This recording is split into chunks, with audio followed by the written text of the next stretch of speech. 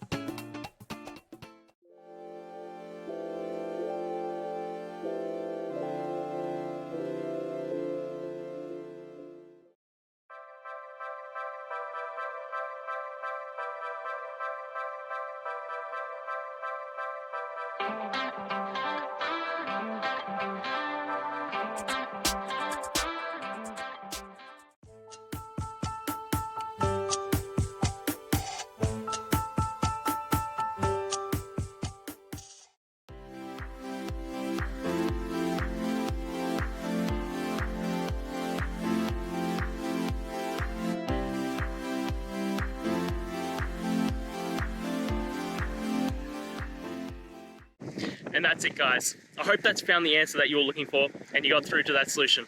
If you did, please hit the subscribe button. I'd really appreciate it. And until the next time you have a technical issue, I'll see ya.